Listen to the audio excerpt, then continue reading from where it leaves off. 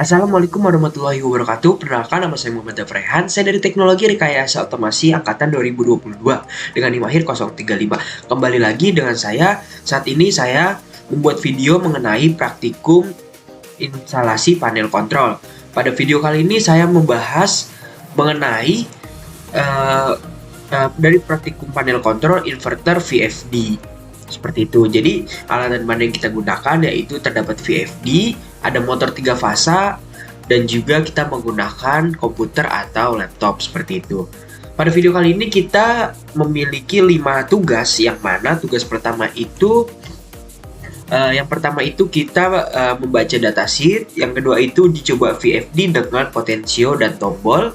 Selanjutnya yang ketiga itu uji coba VFD dengan Modbus RTU, dan yang selanjutnya pada tugas keempat kita buat kontrol panel VFD dengan custom frekuensi, dan yang terakhir yang kelima adalah buat kontrol panel touchless seperti itu.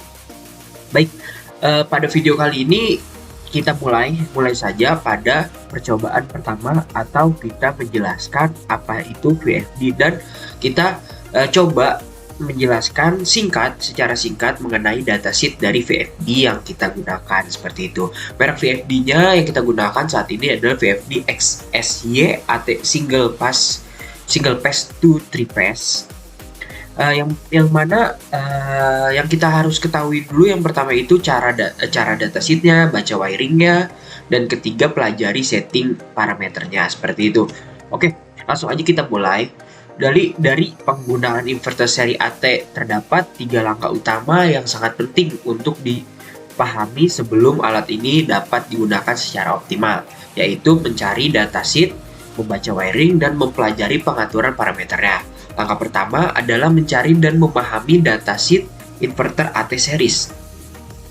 Datasheet ini merupakan dokumen teknis yang berisi seluruh informasi penting mengenai tipe-tipe inverter seperti AT1, AT2, dan AT3, yang mana masing-masing memiliki konfigurasi input-output berbeda-beda. Jikalau AT1 untuk konversi dari single phase ke 3 phase, AT2 dari single phase ke single phase, AT3 dari 3 phase ke 3 phase, seperti itu. Datasheet juga menjelaskan kebutuhan daya, batas suhu, dan kelembapan operasi, serta informasi penting lainnya seperti fungsi terminal, parameter teknis, dan tabel kesalahan. Dalam membaca datasheet dengan teliti merupakan dasar yang krusial sebelum melakukan inspeksi atau instalasi fisik maupun konfigurasi perangkat atau software seperti itu.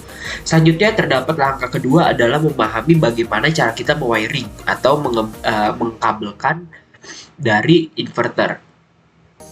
Wiring yang benar akan memastikan alat berfungsi dengan aman dan efektif. Dalam dokumen tersebut dijelaskan bahwa untuk inverter AT1 tegangan masuk disambungkan ke terminal L dan N, yang mana sebesar 220 volt AC single phase, dan selanjutnya outputnya disambungkan ke motor 3 fasa melalui terminal U, V, dan W, dan groundingnya wajib dihubungkan ke terminal ground untuk mencegah gangguan atau risiko keselamatan seperti itu. Sedangkan untuk AT3 input berasal dari 3 fasa R, S, dan T, dan output juga 3 fasa. Wiring diagram disertakan secara visual di datasheet dan sangat penting untuk dilakukan secara tepat agar tidak terjadi kesalahan. Mungkin kesalahan kesambungan yang dapat menyebabkan kerusakan pada inverter maupun pada motor yang kita gunakan seperti itu. Dan ketiga itu adalah mempelajari dan mengatur parameter inverter sesuai dengan kebutuhan sistem.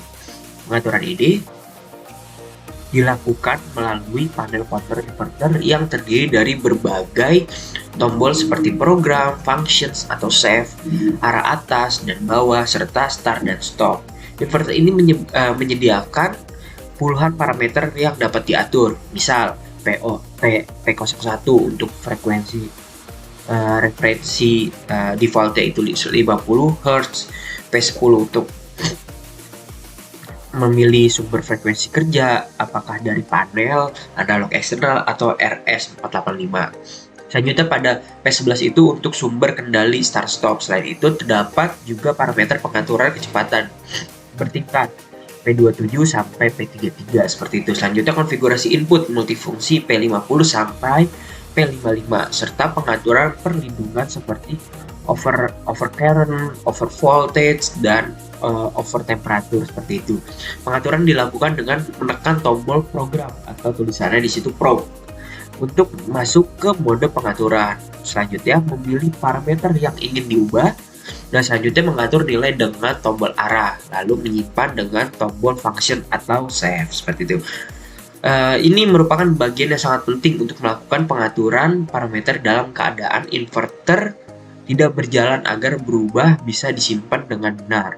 Dengan mengikuti ketiga langkah-langkah ini saat membaca datasheet, memahami wiring, dan mengatur parameter, kita dapat operasikan inverter RT series dengan aman dan efisien serta sesuai dengan kebutuhan aplikasi industri atau otomasi yang digunakan seperti itu. Mungkin selanjutnya kita memasuki pada tugas 2. Jadi tugas 1 kita sudah mempelajari semua datasheet, dan tugas kedua itu uji coba VFD-nya dengan potensio dan tombol. Jadi pada perangkat keras itu terdapat potensio dan juga tombol-tombol yang dapat kita operasikan. Yang pertama itu coba nyalakan dengan tombol, yang kedua coba setting frekuensi dengan potensio pada panel, yang ketiga coba run dan stop, yang keempat coba forward dan reverse, dan selanjutnya kita membuat video seperti itu. Oke, bagaimana sih cara kita untuk uji coba dari VFD dengan potensio dan tombol? Mungkin saya akan jelaskan. Oke, selanjutnya pada tugas kedua ini dilakukan uji coba langsung terhadap inverter VFD XSY AT1 yang mana yang kita gunakan dengan input single pass dan output 3 pass seperti itu, atau output menggunakan motor. Tujuannya adalah untuk memastikan semua fungsi dasar inverter dapat bekerja dengan baik melalui kontrol manual menggunakan tombol dan potensiometer bawaan pada panel. Langkah pertama dimulai dengan menyalakan inverter terlebih dahulu menggunakan tombol power dan tombol start. Pada panel setelah inverter menyala dan tidak menunjukkan kode error, proses ini dilakukan atau dilanjutkan ke pengaturan frekuensi kerja.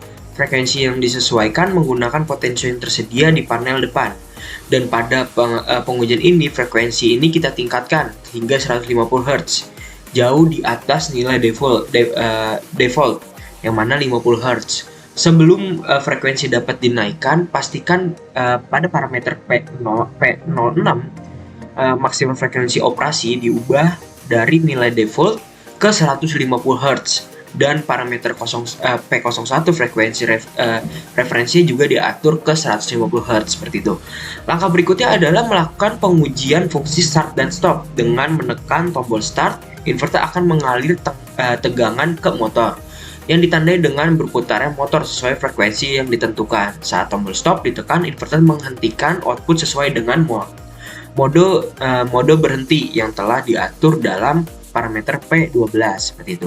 Apakah itu seperti inersial atau deselerasi atau rem mendadak? Kemudian dilakukan pengujian fungsi forward atau reverse untuk memastikan motor dapat berputar kedua arah, jadi berlawanan arah seperti itu. Ini juga bisa dilakukan melalui tombol forward atau reverse di panel atau dengan menggunakan input eksternal yang dihubungkan ke terminal X4 sebagai forward dan X5 sebagai reverse. Jika tombol forward ditekan, motor berputar searah jarum jam. Dan ketika tombol reverse ditekan, arah putar motor akan berbalik atau berlawanan arah seperti itu. Untuk fungsi ini perlu mengatur parameter P50 sampai P55 sesuai fungsi input yang digunakan. Seluruh uji coba dilakukan untuk memastikan bahwa inverter dapat merespon kendali manual secara akurat, aman, dan sesuai spesifikasi. Dengan menyelesaikan keempat pengujian ini, menyalakan inverter, mengatur frekuensi dengan potensio dan menjalankan dan menghentikan motor, serta mengatur arah putar motor, maka VFD yang kita gunakan telah terbukti mampu beroperasi secara manual dengan baik hingga frekuensi maksimal 150 Hz sesuai dengan kebutuhan atau tugas yang diberikan seperti itu. Oke, Selanjutnya saya akan memberikan dokumentasi atau hasil praktikum yang sudah kita laksanakan sebelumnya. Ya. Pertama kita ketok. Penting. Nah, kita cari program untuk maksimal. Nah, terus itu kita function. Nah, ini 150. Kalau misalnya kita ubah jadi 100.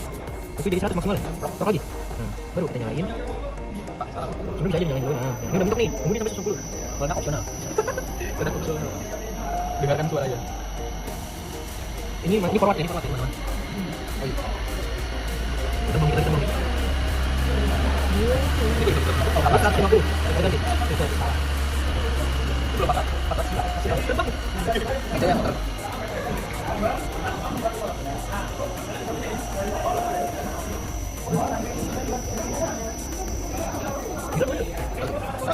Sini.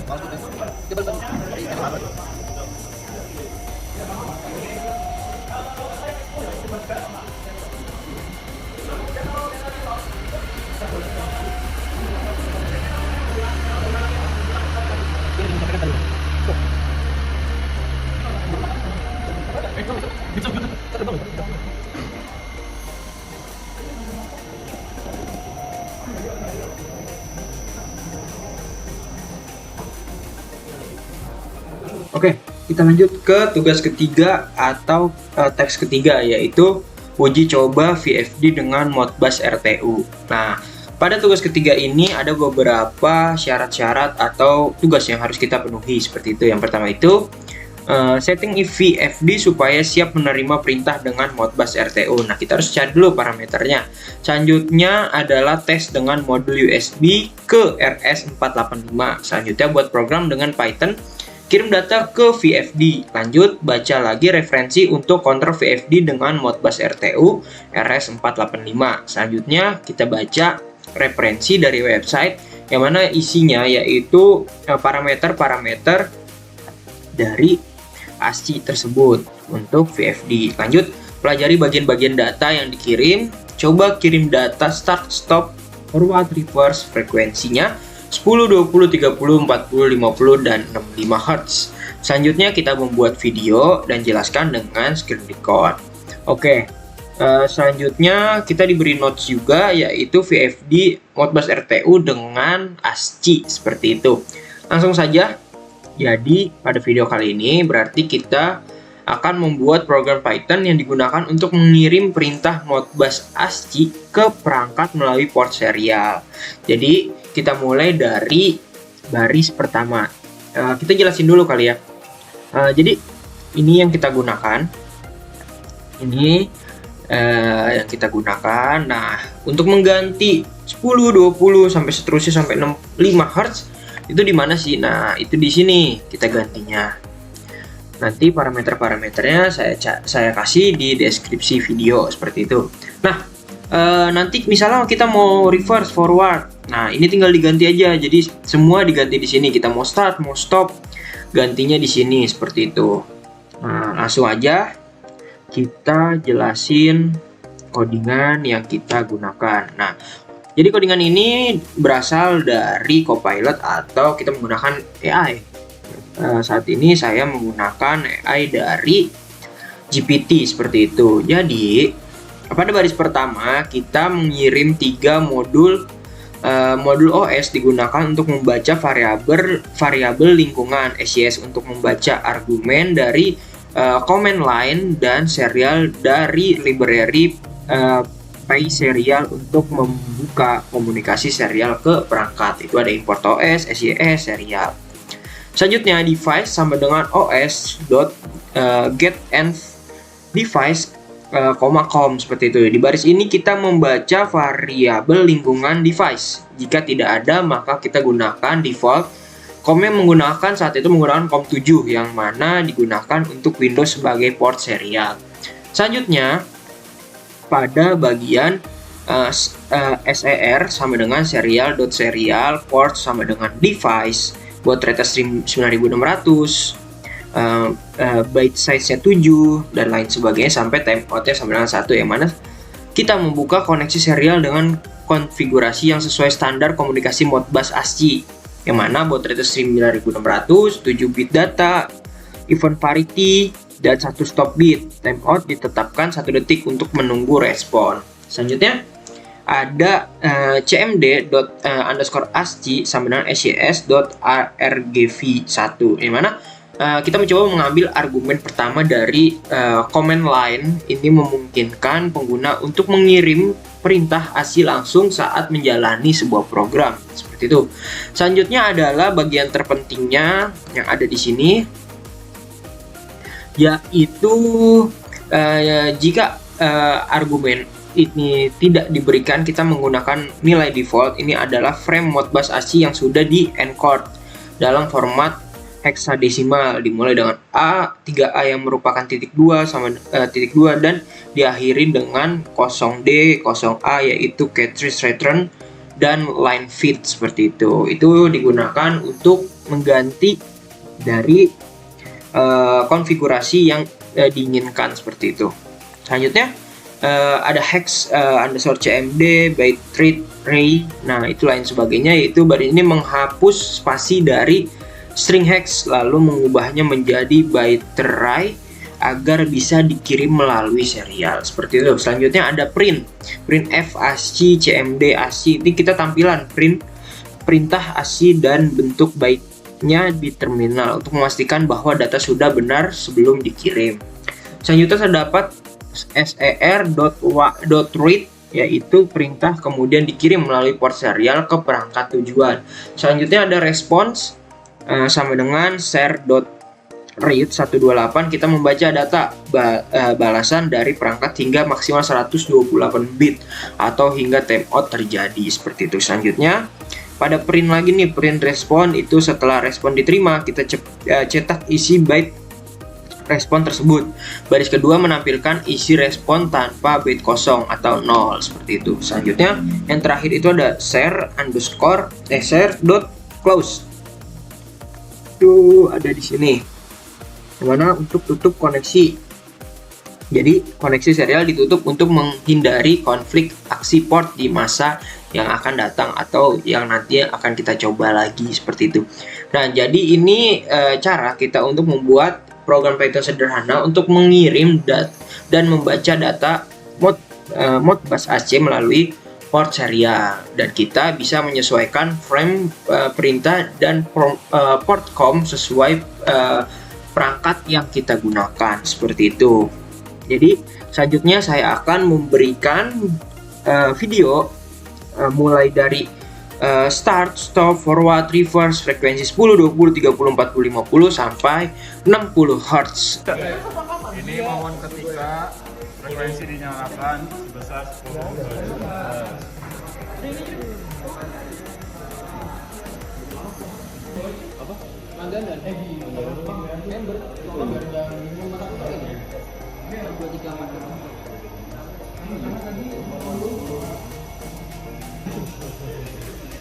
Ini dari Aura dah. Iya.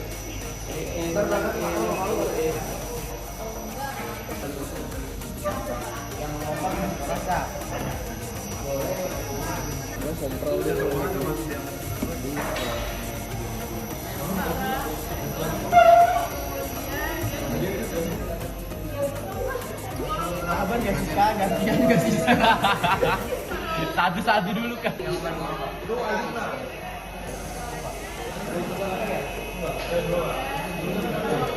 Nggak ada pengulangan. 1, 2, 3.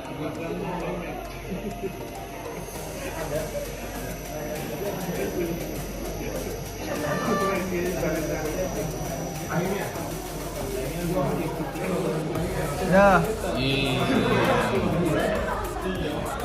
Oke, selanjutnya kita move ke Python yang GUI seperti itu.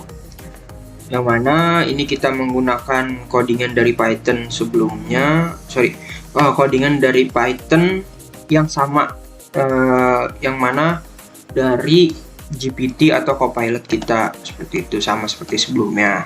Nah, kita menggunakan seperti ini. Nah, apa sih tugas yang keempat itu yang diminta? Yaitu yang pertama itu kita membuat kontrol panel VFD dan custom frekuensinya. Yang pertama, dari bagian-bagian data yang dikirim yang sudah dicoba dan dipelajari, coba buat frekuensi yang bebas mulai dari 0 sampai 150 Hz. Nah, cek pengiriman data custom yang sudah dibuat, misalnya 10 Hz, apa sama dengan semua data yang dikirim dari referensi. Kalau belum, berarti ada salah perhitungan RRC, checksum atau lainnya. Buat program panel Python untuk atur custom frekuensi, video percobaan dan jelaskan dengan screen record. Oke. Jadi kita menggunakan codingan di atas ini. Nah, oke. Selanjutnya kita jelaskan satu persatu. Jadi pada tugas kali ini menunjukkan bagaimana kita membuat antarmuka grafis untuk mengontrol motor melalui komunikasi serial menggunakan protokol Modbus ASCII. Kita menggunakan Python library Tinker untuk GUI dan PySerial untuk komunikasi serial. Nah, yang pertama itu kita import library dulu. Ada import serial, import Tinker as TK, from Tinker import TTK. Pertama kita import library serial untuk komunikasi partcom dan Tinker untuk membuat antarmuka grafis. Selanjutnya perintah ASCII atau Modbus, yaitu kita definisikan perintah dalam format mode ASCII seperti start, stop, forward, atau reverse. Setiap perintah diawali dengan *2 dan diakhiri dengan /r/n sesuai standar ASCII pada Modbus seperti itu. Selanjutnya pada last underscore frekuensi sama dengan 0.0, kita simpan nilai frekuensi terakhir agar saat motor dijalankan frekuensi yang dikirim tetap konstan atau konsisten. Selanjutnya fungsi perintah LRC, mana fungsi ini digunakan untuk menghitung checksum LRC atau longitudinal redundancy check, yang mana yang wajib dalam protokol Modbus ASCII dibuktikan def calculate underscore RRC sampai return LRC. Seperti itu fungsi.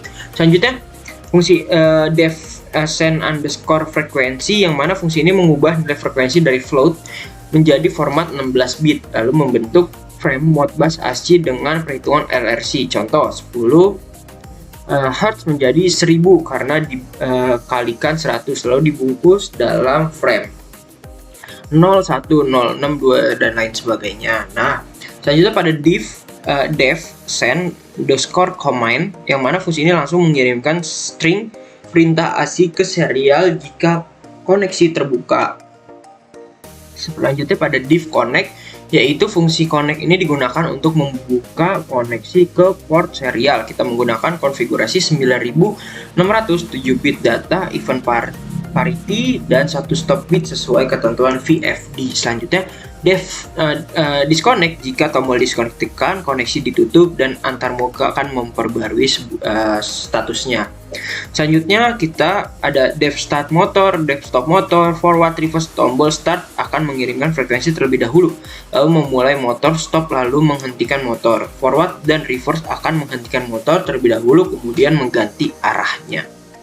Selanjutnya ada slide frekuensi, yang mana ketika slide frekuensi digeser, nilai baru akan dikirim ke VFD secara real time. Itu terdapat pada codingan itu def on frec underscore slider underscore change, seperti itu.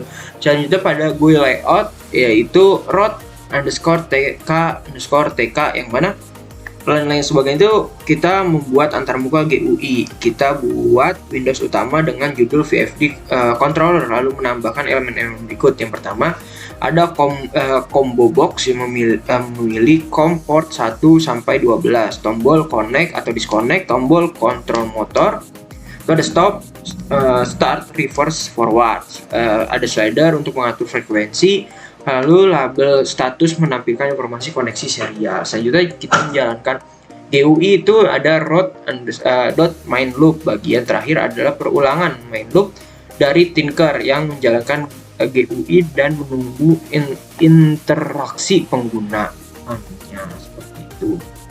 Jadi dengan antarmuka ini kita bisa mengontrol frekuensi VFD dengan mudah hanya melalui klik dan slider Modbus ASCII digunakan untuk komunikasi yang sesuai dengan protokol inverter dan juga jangan lupa sesuai dengan kompor yang kita gunakan di perangkat. Seperti itu. Selanjutnya saya akan memberikan video berupa dokumentasi saat praktikum untuk melihat hasil dari codingan.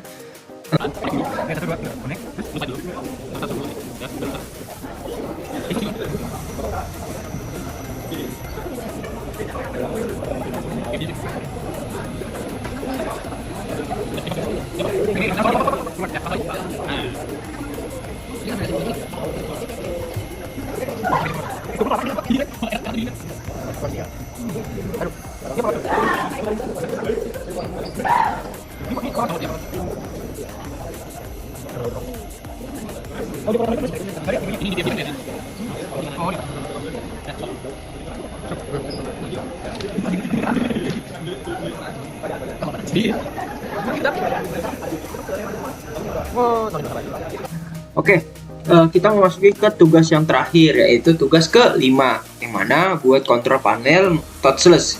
Yang mana dari percobaan uji coba custom frekuensi buat menggunakan kontrol touchless dengan media pipe. Jadi kita menggunakan kamera pada laptop atau webcam. Nantinya kita jalankan menggunakan jari seperti itu. Nah, oke, langsung saja kita menggunakan dari seperti ini. Ini codingan yang kita gunakan. Kita menggunakan media pipe, OpenCV seperti itu. Nah, ini yang kita gunakan. Oke, jadi codingannya apa sih yang dimaksud dari codingan itu? Maka kita jelaskan. Jadi pada tugas yang ini kita membuat sistem kontrol VFD tanpa sentuhan menggunakan gestur tangan melalui webcam dari laptop kita yang dikomunikasikan via protokol ASCII ke VFD.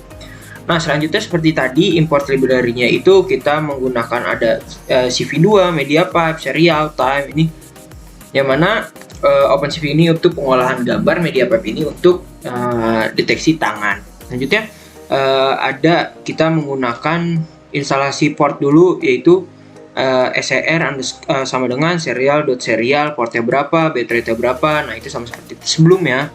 Selanjutnya fungsi kirim frame ASCII, yaitu dev send command, yang mana share.write dan lain sebagainya. Itu fungsi send.command digunakan untuk mengirimkan perintah ASCII langsung seperti start, stop, forward, dan reverse. Selanjutnya fungsi kirim frekuensi, yaitu dev send frekuensi, yaitu fungsi send frekuensi mengubah nilai frekuensi dari 0 sampai 150 Hz menjadi frame ASCII. Nilai ini dikirim ke register 0 kali 2001 pada VFD. Selanjutnya kita instalasi media pipe dulu dan kamera. mphand sama dengan mp.solution.hand itu kita diaktifkan webcam dan instalasi modul tangan dari media pipe yang akan mendeteksi titik-titik kunci tangan secara real time seperti itu. Selanjutnya pada slider X, slider Y, slider W, slider H, 100, 400, 440 itu dan lain sebagainya, itu kita didefinisikan area slider di layar untuk kontrol frekuensi dengan gerakan tangan serta variabel status untuk motor dan arah. Selanjutnya pada frame stop, start, forward, reverse itu frame ASCII ini digunakan di kode untuk mengontrol motor mulai dari berhenti, maju, mundur, dan lain sebagainya seperti itu. Nah, di looping utama itu ada while, true, red, frame itu setiap frame dari webcam diambil dan diproses gambar di balik horizontal agar seperti cermin. Nah, selanjutnya gambar slider dan teksnya nih CV2.rectangular. Nah, itu kita menggambar slider frekuensi di layar agar pengguna tahu area yang bisa digunakan untuk kontrol dengan gestur. Selanjutnya, if result multi-hand itu jika tangan terdeteksi kita ambil titik-titik penting seperti jari telunjuk dan ibu jari.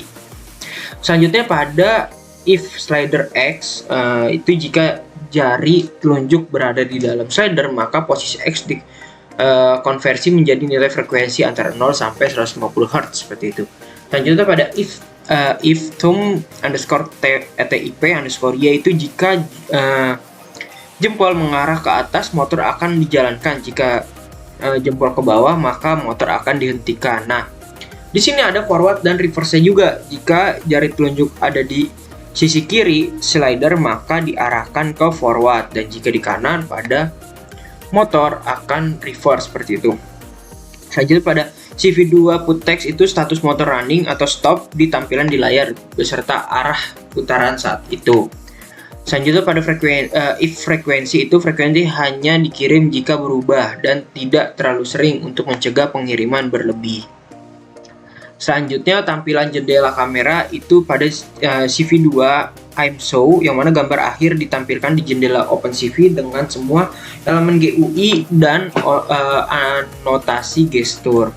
Pada tombol ESC untuk keluar, penggunaan dapat menekan tombol ESC untuk keluar dari aplikasi. Selanjutnya, untuk bersihkan resource, mana terakhir kita menutup koneksi kamera, serial, dan semua jenis OpenCV dengan rapi. Jadi, pada tugas ini kita dapat mengontrol motor VFD secara touchless, hanya menggunakan gerakan tangan, mulai berhenti, ubah arah, dan atur kecepatan, semuanya tanpa sentuhan alat apapun, seperti itu. Mungkin selanjutnya saya akan memberikan video hasil dari dokumentasi kemarin praktikum.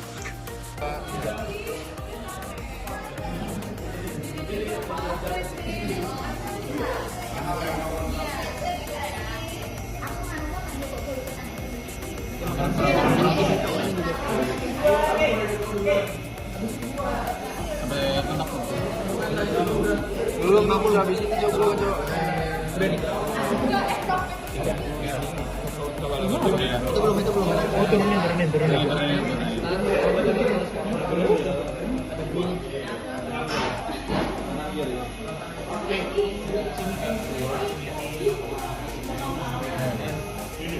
Nah, langsung posisi stop.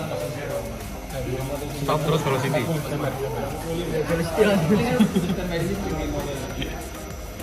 Selanjutnya, terima kasih banyak sudah menonton pada percobaan kali ini, pada video kali ini. Semoga bermanfaat dan juga semoga diberikan kemudahan untuk mencoba pada aplikasi atau tugas ini.